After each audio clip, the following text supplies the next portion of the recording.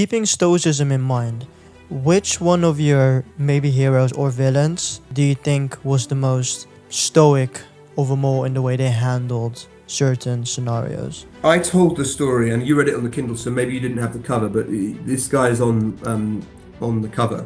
I told the story of a guy called Petrov who was in the bunker when the false alerts came to the Soviet Union that the West was had launched a nuclear attack on the Soviet Union, and he just didn't believe the system. He thought that the early warning system was wrong, and he therefore refused to. His job wasn't to question the computer. His job was to be the spear of the Soviet response and to launch the counterattack. Stanislav Petrov said to himself, "I think the computer's wrong. I'm not going to." He was in the bunker that controlled the satellite network's functions. He said, "I'm just going to ignore that." And the second one came through and said, "Yeah, there's more missiles." He said, "Well, I still don't think they're not going to fire one. They're not going to fire five. It's all out or nothing. These alerts are wrong."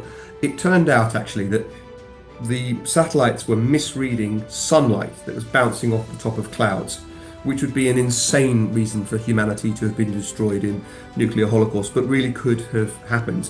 The reason I say that he's rather stoic is that each decision he made along those lines was in humanity's best interests, but profoundly against his own.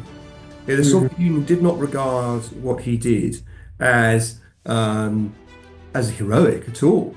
It regarded what he did as disobedient, nigh on treacherous and treasonous, to have not followed through with his responsibility. And part of Stoicism, as I understand it, is to stand for what you know to be right, and then let others form their views, and to follow the compass that you believe to be correct. And that's one of the points. That part of the reason that's well known is that self-help gurus have recycle this into follow your own star and don't care what people think, and but actually there's a real moral truth to that point, that you determine what you believe to be right, then it's for others to determine what they believe to be right, and that's up to them. That's not up to you. And I think that's part of the Stoic mentality that I admire, because he was after that happened, too many people have awareness of these alerts in the process, once it winds its way through to the Kremlin and so forth. Too many people knew about it to just ignore it, so they couldn't. And he was sidelined, demoted, shuffled into early retirement. He had a nervous breakdown. He was always shunned by the people around him who didn't have security clearance to know what had happened, but they knew he'd done something wrong. That was the nature of the Soviet Union.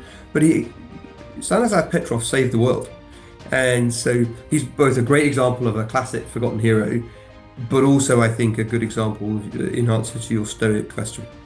Yeah, but he didn't get thrown in jail, right? No, he wasn't jailed, but suspicious characters. Once your card was marked it was true with the Stasi in East Germany and so forth, and other repressive regimes, but once your card was marked, you were never free from suspicion again. And as I say, he was never the same man again. He was shuffled sideways. We would think about giving someone like that a medal and talk about their example of leadership. No, he was demoted. He was forced out of any meaningful service and had a mental breakdown. But I was determined that stories like his would be told.